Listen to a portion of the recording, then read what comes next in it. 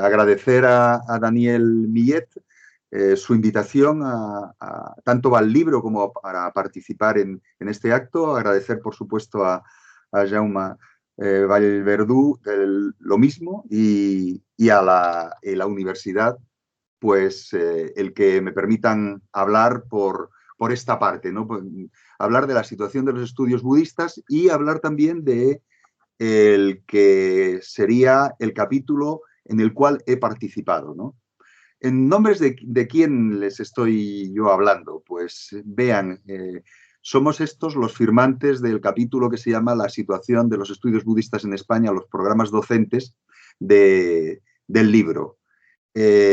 Vean que se trata de un buen número de personas. Están organizados por orden alfabético, pero ya ven, Juan Arnau, al lado he puesto las universidades en las que estaban trabajando, universidades o centros o grupos, ¿no?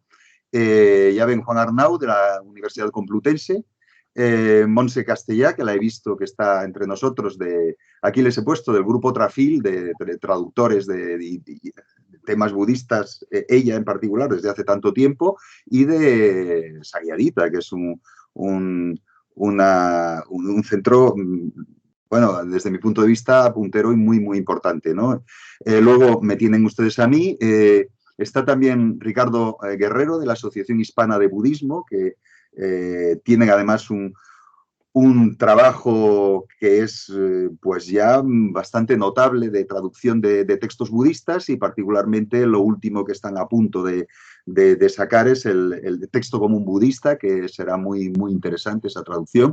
Vasili Llorca, de Dharmadhatu, pero uno de los primeros budistas activos españoles, que fue monje, etcétera. Es decir, que estamos hablando de gente que tienen un peso relevante en el budismo español, sin duda. Daniel Millet, al que agradezco de nuevo, ya que estoy hablando en su nombre, y no solo después de que me haya presentado, pues el papel. Agustín Paniker, que les pongo aquí Universidad Pablo de Olavide de Sevilla, porque es profesor de ese máster, como luego les hablaré, profesor, y es el que se encarga de explicar los temas de budismo en ese máster de Ciencias de las Religiones de la Universidad Pablo de Olavide, la Universidad Carlos III de Madrid, y en la que yo estoy. Es un máster interuniversitario. Y a su vez, por supuesto, todos lo conocemos por llevar la editorial Kairos, que es de las editoriales que no son confesionales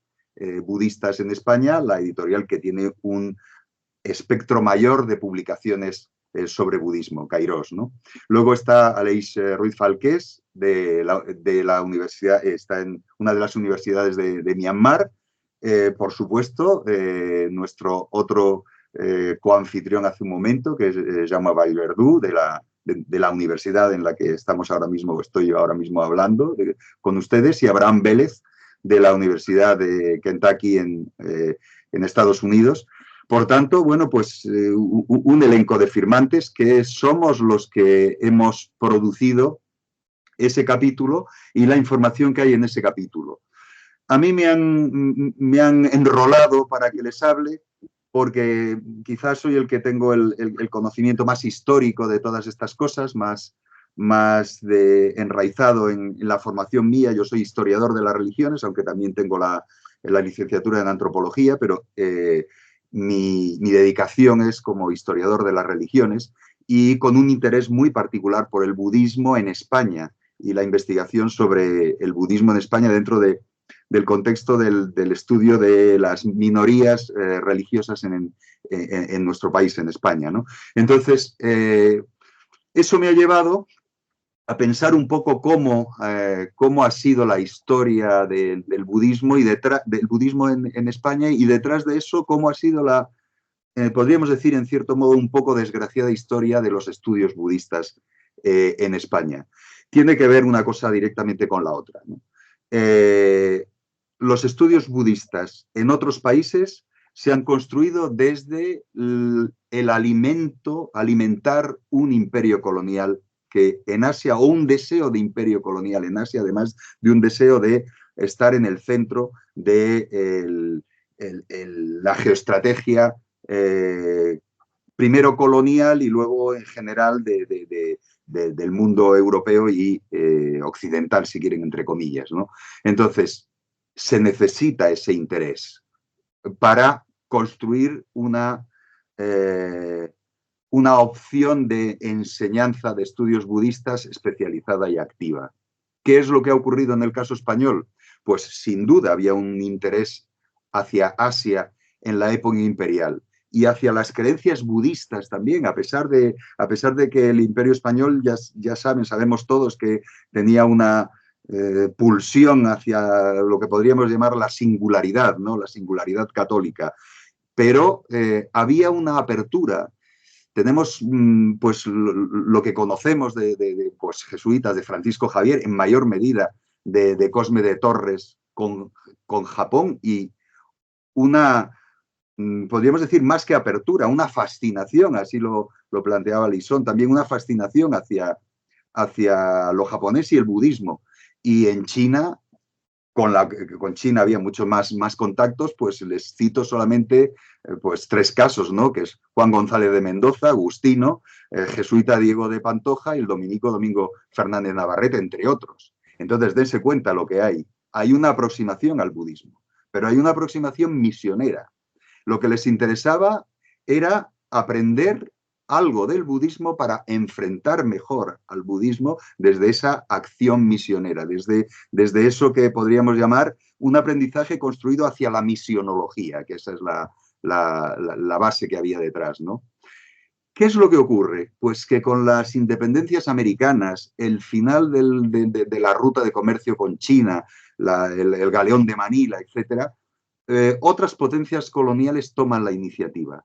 Y por tanto, ese cambio de la universidad que había claro, la universidad de ese entonces, que era una universidad, la española, si no recuerdo mal, había más de 30 facultades de teología en todas las universidades del imperio, desde bueno, las que había en la España propia, digamos, hasta todas las que había en el imperio.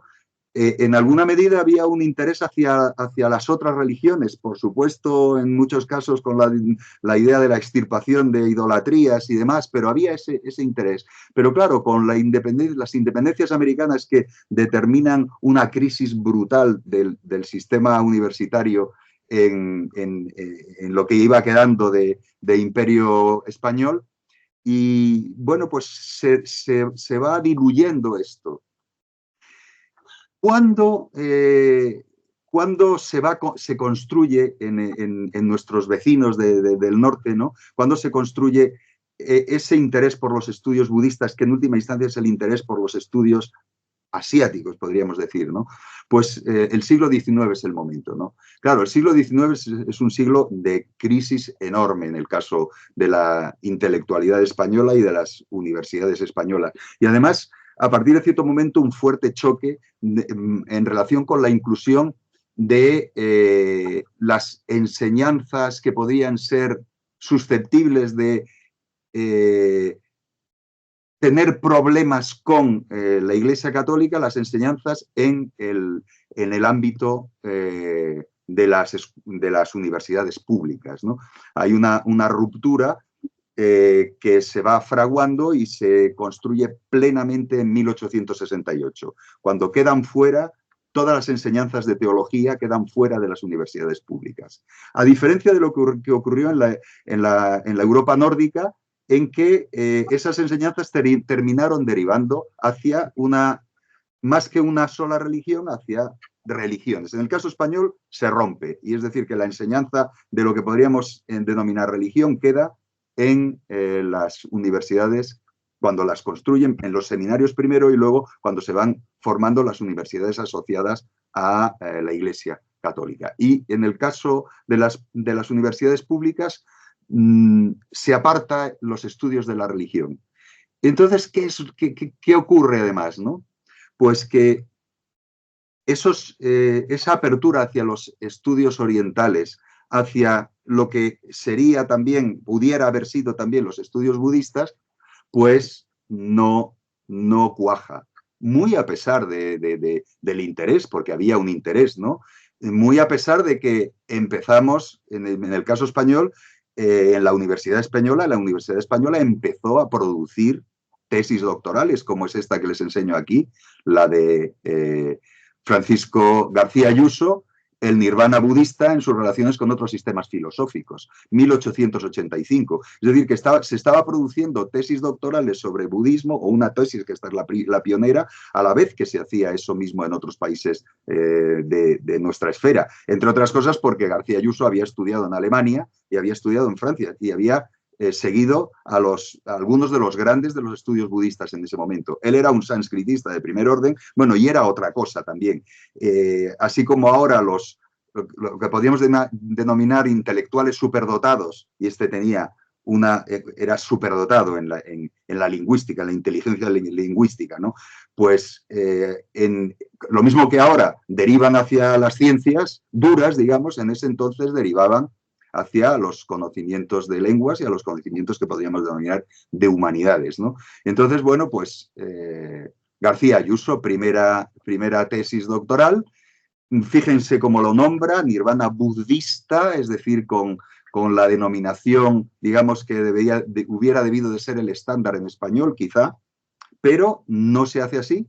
1885 ya la Real Academia Española ya había decidido que budismo se escribe sin DDH, sino budismo. Y curiosamente, García Ayuso entró en la academia unos años después de su tesis y no cambió el nombre, no se cambió el nombre, es decir, no promovió el cambio de nombre a budismo con DDH como se hace en francés, en alemán y demás, ¿no? Entonces, bueno, es interesante pensar, bueno, es quizá aún más interesante pensar qué pasó con García Ayuso. En vez de ser catedrático de estudios sánscritos o de estudios budistas, terminó siendo catedrático de alemán, que era lo que parece que en ese momento se necesitaba más en esa universidad venida a menos española de ese entonces, ¿no? Ya la puntilla completa es la guerra hispano-estadounidense de 1898 y la pérdida de, vamos, el cambio de Filipinas. En Filipinas, la comunidad budista china en Manila era muy notable, hay que tenerlo en cuenta. Es decir, que en 1890, hasta 1898 había súbditos españoles budistas en una cierta cantidad y número en la ciudad de Manila, que eran chinos, es decir, que había un budismo, si quieren llamarlo así, un budismo español en ese momento, un budismo étnico español, que se pierde, y entonces ya hay una lejanía de los intereses de España, una lejanía bastante destacada del mundo asiático y en particular del mundo budista, ¿no? Bueno, casi podríamos decir, pasamos a la situación actual en las universidades españolas, casi podríamos decir que hasta hoy se ha mantenido bastante esa tónica, ¿no? Una universidad que difícilmente se abre hacia Asia y aún menos hacia el tema de las religiones, que en cierto modo ha sido un poco tabú, ¿no? Hay una falta de interés, yo lo plantearía así, porque eso es lo que nos hemos encontrado en muchos casos cuando hemos intentado hacer algo a nivel del ministerio, en las dos mayorías del país, católicos y no religiosos, hacia incluir otras religiones, incluir muy particularmente pues, ámbitos alejados del contexto que podríamos decir abrahámico, que en cierto modo es el contexto ese imaginario de las tres culturas o tres religiones, ¿no? Entonces, claro, no encontramos estudios budistas reglados y estructurados sistemáticamente en la Universidad Pública Española, curiosamente, casi hasta hoy. Desde luego ha habido propuestas docentes, ¿no? Más allá de las que se centran en las lenguas de Asia o en la filosofía, que siempre ha habido algo de eso en algunos casos porque había profesores que tenían un cierto interés y demás, ¿no? Y también ha habido interés por enseñar algo de budismo en los centros docentes universitarios confesionales católicos. Bueno, y en algún caso también puede haberlo en algunos otros confesionales no católicos que pueden ser de raíz evangélica o asociados con el mundo evangélico y demás. Claro, ¿qué problema presentan? Pues un problema que para mí es clave, que es el de religiocentrismo, ¿no? Explícito o implícito en sus enfoques. Estudian el budismo, pero el budismo lo estudian desde los preconceptos de otra religión y lo estudian como en algunos casos, como una aproximación en cierto modo, errada o errática hacia la verdadera, entre comillas, si quieren llamarlo religión, que sería la que ellos están enseñando de un modo sistemático en sus programas, ¿no? Entonces, claro, desde el principio ya les digo que los estudios, el estudio de los lugares del budismo no está en ese contexto, porque estaría mediatizado en alguna medida en una distorsión de lo que se va a enseñar, ¿no? O lo que se está enseñando. Por tanto, eso es un problema. Aunque, ya les digo, en las universidades estas confesionales ha habido enseñanzas y puede haber enseñanzas asociadas en algunos casos con las lenguas, pero la ha habido. También ha habido programas diversos de estudio en que se han incluido elementos del budismo, es decir, en alguna medida.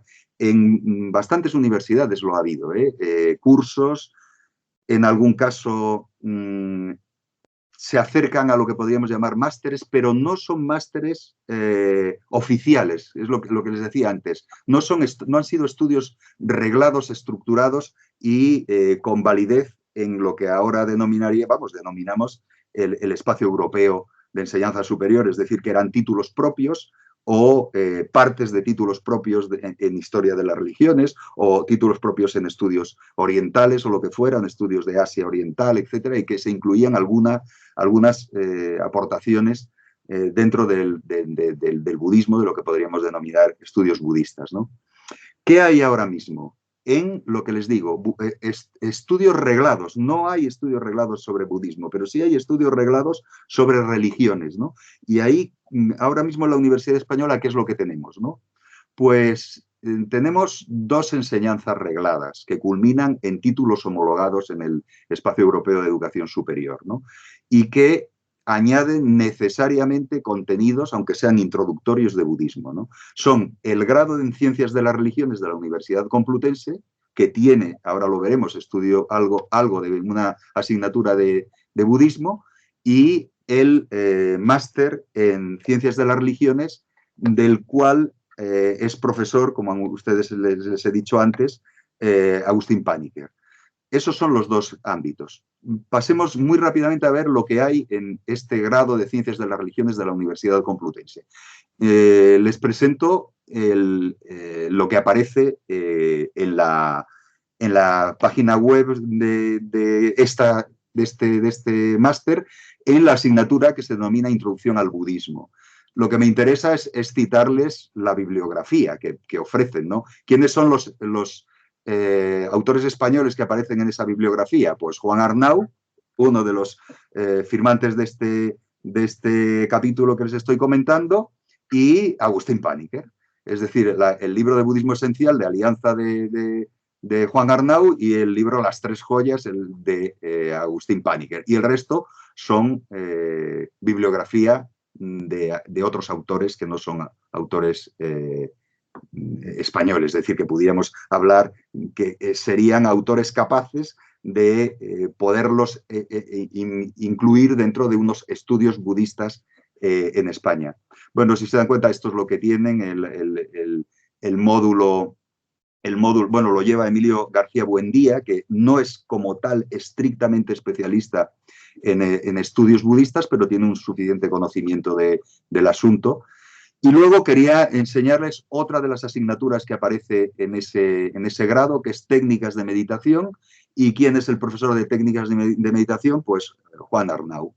Juan Arnau Navarro, otra vez, de nuevo, lo encontramos, ¿no? Claro, es profesor de la Universidad Complutense, es decir, es profesor de esta universidad que produce este grado en Ciencias de las Religiones. Tienen también un máster en Ciencias de las Religiones, pero no incluye religiones ni orientales, ni religiones de Asia, ni como tal, ni budismo como tal. Incluye algunos contenidos, pero no incluye el budismo como tal, ¿no?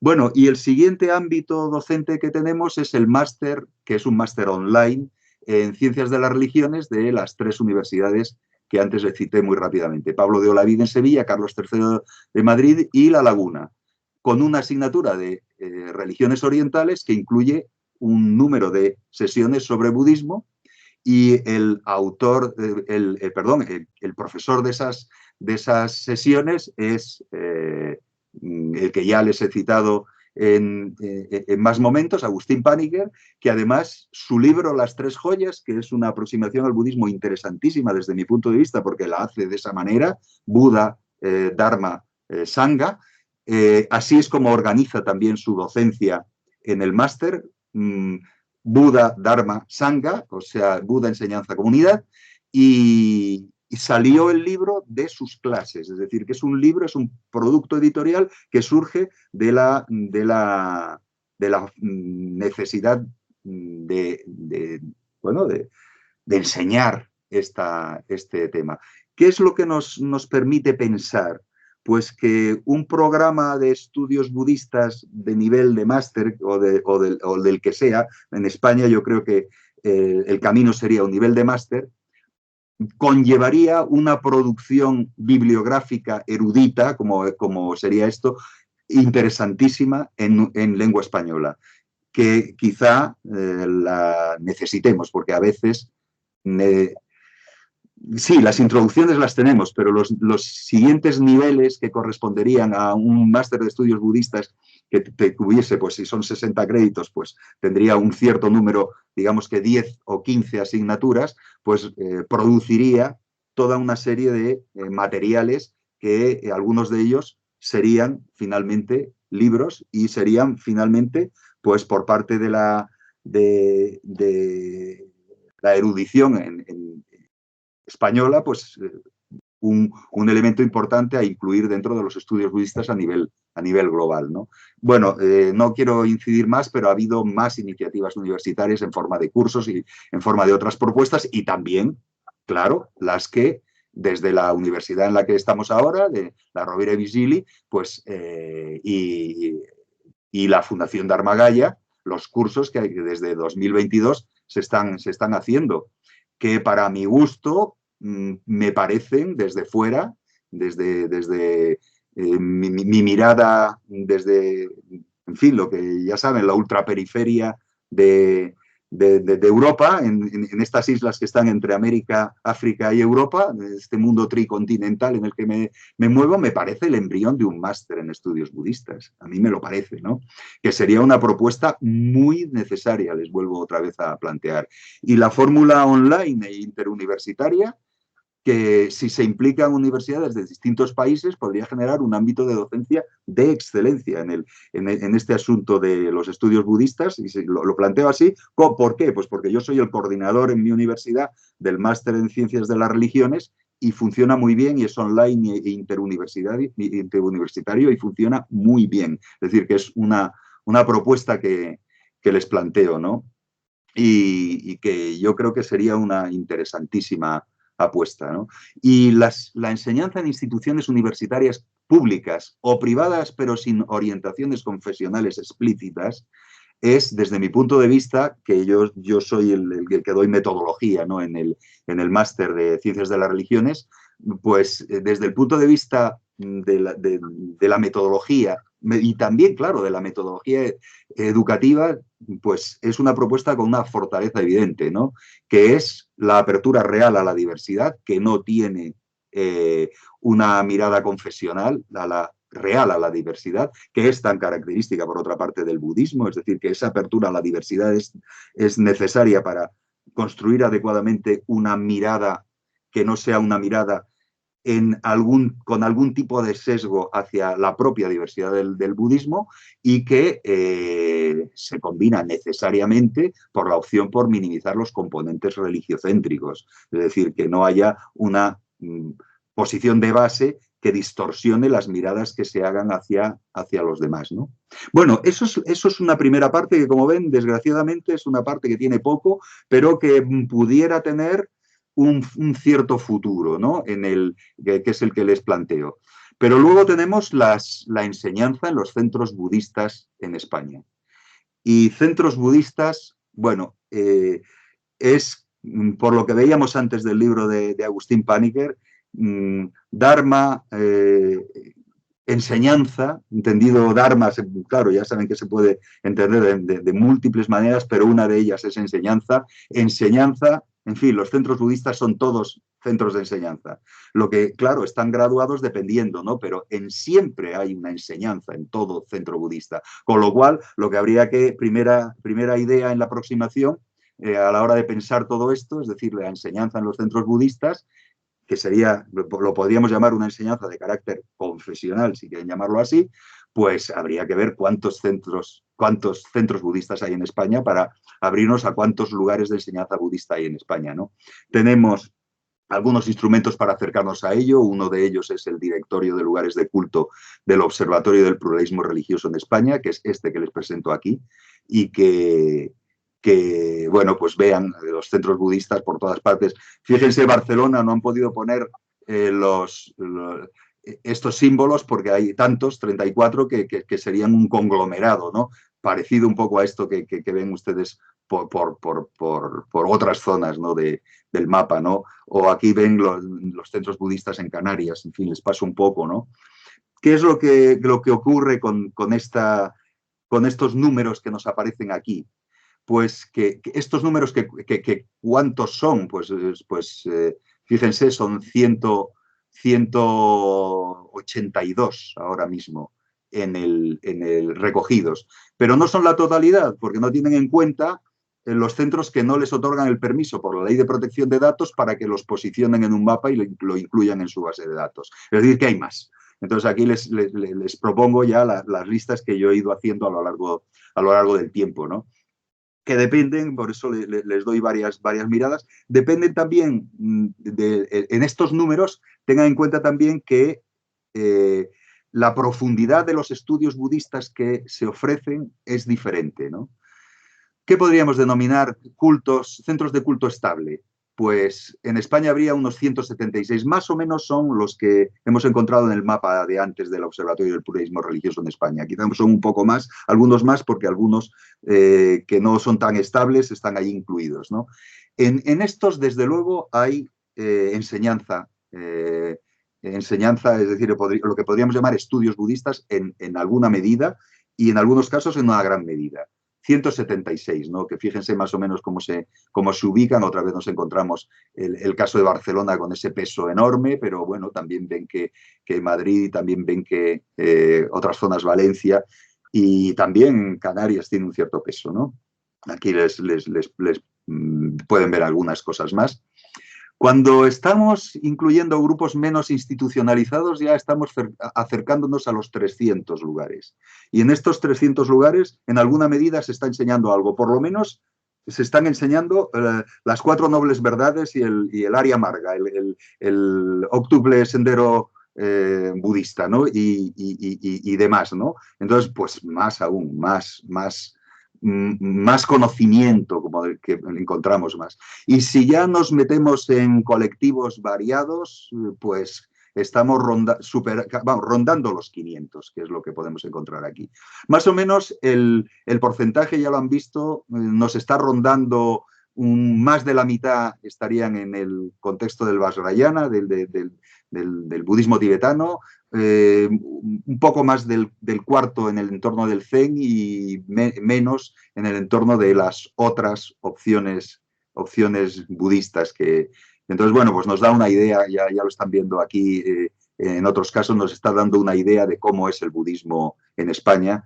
En centros, no quiere decir que en número de seguidores, porque eso es otro cómputo, ¿no? Y bueno, y donde quería llegarles, hay que añadir en los centros en los cuales sí que hay programas sistemáticos. Es decir, las enseñanzas se construyen como programas sistemáticos, que en algunos casos son programas de 3 años, otros casos son programas de 5 años, que incluyen retiros, etcétera, ¿no? Y son, pues, monasterios, centros principales, centros de retiro de las distintas redes que hay implantadas en España, ¿no? Aquí les pongo templos Zen, por ejemplo, Luz Serena, que tiene formación en mindfulness orientado según la tradición budista, bueno, y tantos otros que ven aquí. Seikyuji, por ejemplo, en Sevilla tiene un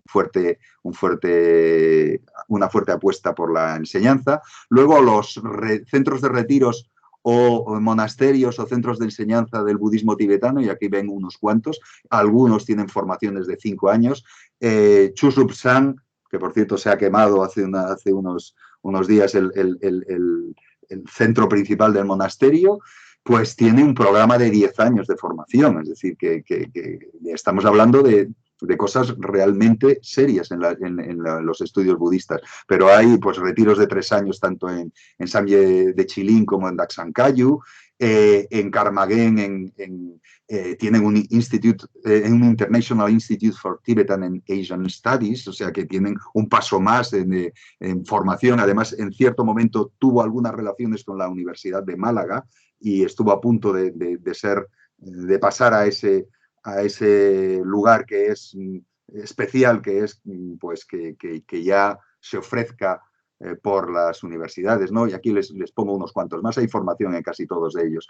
Y en otras formas de budismo, pues la Asociación Hispana de Budismo está con estas traducciones que les dije antes del texto budista común, que está a punto de publicarse, pero hay unas cuantas más, como pueden ver ustedes, incluso Dharmadhatu, que ya les he dicho que Vasily Yorka es quien lo lleva, con un programa de formación de 5 años, ¿no? O un futuro que quizá pudiera ser, termine cuajando en lo que ellos piensan que podría ser, la Fundación Lumbini, esta que se quiere centrar en Cáceres, el Centro Lumbini, esa futura universidad budista que estaría en Cáceres, y quizá, y bueno, pues estos... Aquí les pongo un poco para recordar lo que fue Cuadernos de Budismo, esta publicación periódica que hubo durante bastantes años, y uno de los números, el 42 del 2002, incluía estos centros, un mapa fíjense, de la península ibérica, o si quieren llamarlo de Sefarad, o si quieren llamarlo de Al-Ándalus, ¿no? Con la cara de Buda y los centros principales que había en ese momento, los monasterios que había en ese momento. Bueno, ya estoy concluyéndoles. Hay un gran reto de futuro desde mi punto de vista en el caso español, y que pasa por esto que ven ustedes aquí. Esto que ven ustedes aquí es una fotografía de la reunión conmemorativa en el 30 aniversario de la Unión Budista Española, que antes se llamaba Federación de Comunidades Budistas de España. Esto fue en septiembre de 2022 y aquí ven pues un poco una representación de este budismo que está haciendo interlocución. Algunas de las personas que hay aquí son del ministerio en este momento era Presidencia, ahora ya saben que es Presidencia y Justicia, ¿no? Que es quien se encarga de las religiones en el caso español. ¿Qué es lo que busca la Unión Budista Española? Pues yo creo que el resultado final sería un acuerdo de cooperación con el Estado. Lo mismo que hay un acuerdo de cooperación con el Estado con los católicos desde el año 1979 y con los evangélicos musulmanes y judíos desde 1992. Y esos acuerdos permiten, potencian, están incluido ahí la faceta de la enseñanza, lo que es la enseñanza religiosa católica, la enseñanza religiosa evangélica, la enseñanza religiosa judía, la enseñanza religiosa islámica. Y entonces, ¿qué ocurre? ¿Qué podría ocurrir si hay un acuerdo de cooperación con el Estado? ERB, les pongo aquí, ERB, Educación Religiosa Budista, pues tendría que unirse con una financiación especial, y es otra de las cosas, otro de los retos que yo creo que están interconectados en todo esto, que sería la casilla budista en la declaración de la renta en España. Esto que les he puesto aquí es una declaración de la renta en Italia con la casilla de la Unión Budista Italiana. ¿Qué es lo que ocurre si hay algo así? Pues que el entramado de enseñanza del budismo permearía probablemente hacia la escuela, que es un lugar en el cual, pues ya les digo, que se está produciendo enseñanza religiosa judía, enseñanza religiosa evangélica, enseñanza religiosa islámica, enseñanza religiosa católica, y en el pasado se hizo también enseñanza religiosa de la Iglesia de Jesucristo de los Santos de los Últimos Días, es decir, de los mormones, y también hubo enseñanza religiosa adventista, es decir, que ya ha habido en el modelo español de enseñanza de las religiones en la escuela, ha habido apertura hacia este tipo de cosas, ¿no? Claro, si hubiese algo así, haría falta una formación adecuada de los docentes. Y desde mi punto de vista, les estoy hablando en la línea de lo que ya he planteado antes, no solo tendría que provenir de un currículo que podríamos denominar como insider, es decir, un currículo construido desde las enseñanzas budistas en centros confesionales budistas, sino también desde una formación universitaria adecuada, de grado, de máster. De ahí que les termino reivindicando en este rato que estoy compartiendo con ustedes, reivindicando de nuevo la pertinencia de un máster de estudios budistas, porque sería el camino, sería un máster que lo mismo que en cierto modo están haciendo ahora muchos docentes de estas asignaturas que les he dicho antes, de educación religiosa islámica, educación religiosa evangélica y hasta también de la educación religiosa católica, pues formarse en un ámbito de enseñanza que sea un ámbito de enseñanza que tienda hacia esto que les digo, que podríamos denominar, si quieren, entre comillas, una mirada no religiocéntrica, es decir, una mirada no centrada en la no neutralidad, sino pues con una cierta tendencia hacia la neutralidad metodológica, etcétera, ¿no? Y esto es lo que quería entonces compartir con ustedes. Esta